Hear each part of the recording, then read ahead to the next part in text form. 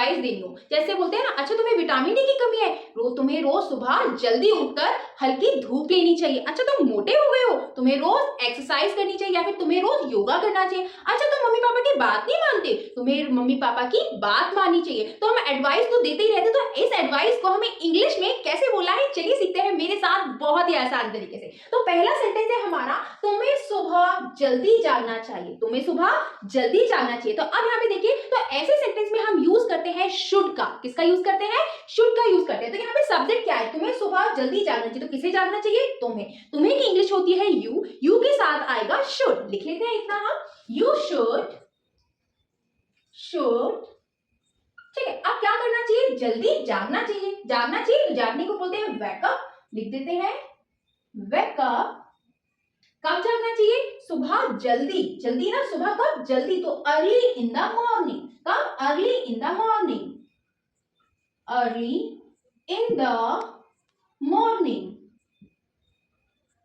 ठीक है, क्या सेंटेंस बना? You should wake up early in the morning. है ना, कितना सिंपल। नेक्स्ट सेंटेंस देखते हैं, तुम्हें रोज योगा करना चाहिए। हम बहुत ही एडवाइस है। अच्छा तुम मोटे हो गए हो, तुम्हें रोज योगा करना चाहिए। अच्छा तुम्हारे पैर में दर्द है, कमर में दर्द है, तुम्हें रोज योगा करना चाहिए। एडवाइस तो हम एवं दे देते हैं, फ्री ऑफ कॉस्ट देते हैं। तो अब इसे कैसे इंग्लिश में ट्रांसलेट करना है? तुम्हें है तो आएगा यू, यू के साथ आया हमारा शुड। लिख देते हैं इसे भी, यू शुड, यू शुड। अब क्या करना चाहिए? रोज योगा करना चाहिए। रोज क्या करना चाहिए? योगा करना चाहिए। तो यहाँ क्या आ जाएगा? डू योगा। क्या? डू योगा। कब करना चाहिए? रोज। तो रोज की इंग्लिश होगी डेली। यहाँ आया हमारा डे। क्या सेंटेंस बना? You should do yoga daily. और हम सबको योगा करना चाहिए। हम करते नहीं है, बट हमें करना चाहिए। You should do yoga daily. I hope आपको समझ में आया होगा। अगर आप चाहते हैं इसी टाइप के, मतलब ऐसे ही सिंपल वे में, बेसिक वे में आप इंग्लिश सीखना चाहते हैं, तो जल्दी से जाइए प्ले स्टोर पे और डाउनलोड कीजिए हमारी ऐप मस्ती की पाठशाला। और वहां पे आपको 80+ वीडियो मिलेंगे, जहां पे आप इंग्लिश बहुत ही आसान तरीके से सीख सकते हैं। आप हमें यूट्यूब पे, फेसबुक पे और इंस्टाग्राम पे भी फॉलो कर सकते हैं। नेक्स्ट है हमारा सेंटेंस, हमें अपने मम्मी पापा की बात माननी चाहिए। अब यहाँ पे देखिए, किसे माननी चाहिए? हमें माननी चाहिए। हमें की इंग्लिश हो गई वी हो गई, वी शुड। वी शुड आया, इतना लिख लेते हैं पहले, वी शुड। ठीक है, अब बात मानना की इंग्लिश होगी यहाँ पे ओबे। क्या होगी? ओबे। वी शुड ओबे। ओबे किसकी? अपने पेरेंट्स की ना, अपने मम्मी पापा की। तो अवर पेरेंट्स, अवर पेरेंट्स।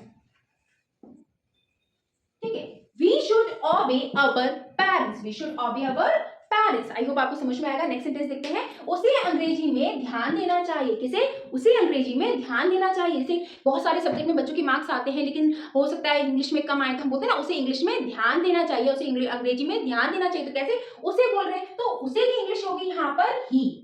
ठीक, ही शुड। आप देखिए क्या करना चाहिए? अंग्रेजी में ध्यान देना। तो यहाँ पे ध्यान देने को क्या बोलेंगे? कॉन्सेंट्रेट। लिख लेते हैं यहाँ पर भी, he should concentrate। concentrate किसमें ध्यान देना चाहिए? इंग्लिश में। तो in English,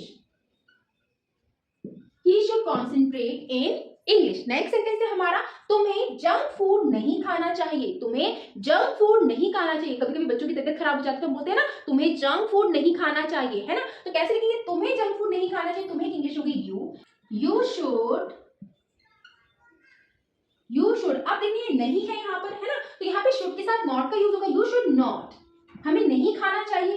तो नहीं खाने की बात हो रही है, तो ईट आएगा। You should not eat. क्या नहीं खाना चाहिए? Junk food. तो यहाँ आएगा जंक,